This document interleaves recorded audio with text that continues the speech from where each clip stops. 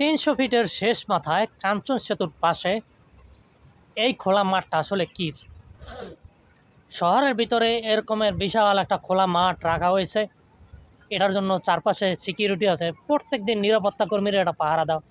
আসলে কিন্তু এই মাঠের ভিতরে কিছুই নাই নেওয়ার মতো, তারপরও এটা পাহারা দেয় কেন? এটা কেন এত গুরুত্বপূর্ণ?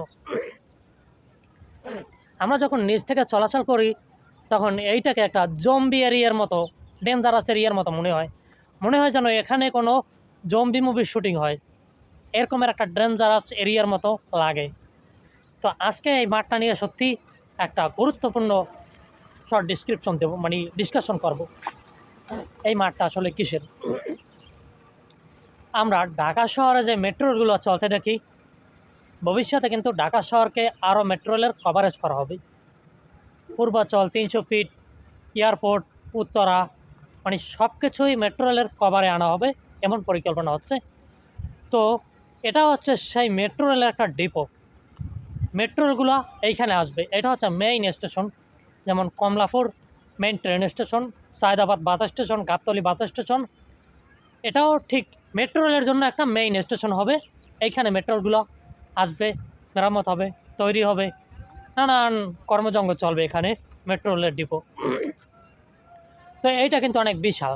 ওই পাশে দেখা যাচ্ছে কাঞ্চন সেতু, আর এই পাশে হচ্ছে এনডিএস সিমেন্ট ফ্যাক্টরি। তো কাঞ্চন সেতু থেকে এই এনডিএস সিমেন্ট ফ্যাক্টরি এইখানে কিন্তু প্রায় 3 কিলোমিটার লম্বা। তা আপনি চিন্তা করছেন যে এটা কত বড় লম্বা হবে? অনেক লম্বা। তা এত বড় একটা মাঠ মেট্রো রেলের জন্য রাখা হচ্ছে। তো আপনি একটা কথা বিশ্বাস করবেন না ভাই, সত্যি এটা নিচ থেকে দেখলে মনে হবে যে একটা dangerous area, zombie movie shooting হয়। এইখানে মানুষকে ভূত আছে এমনটা মনে হয়, মানে একলা চলতে গেলে। তো এই যে রোডটা করা হয়েছে এবং তার কাটার বেড়া, নিচ থেকে এটা 6-7 ফুট উচ্চতা। উপর নিচ থেকে দেখা যায় না উপরে কি, উপর নিচ থেকে মনে হয় যেন বড় বড় ঘাস, লম্বা লম্বা ঘাস। আসলে উপর থেকে আমি বিল্ডিংয়ের 4তলা বিল্ডিংয়ের ছাদ থেকে দেখতে পাইতেছি এটা আসলে একটা গ্রিন খোলা মাঠ, আর কিছুই না, কিচ্ছু নাই। একটা ফুটবল স্টেডিয়ামের মতো লাগে। তো যাই হোক, আপনাদেরকে আমি জানাইলাম যে এই মাঠটা আসলে মেট্রো রেলের ডিপো স্টেশন হবে, এই কারণে এটা খোলা রাখা হয়েছে, ভবিষ্যতে করবে।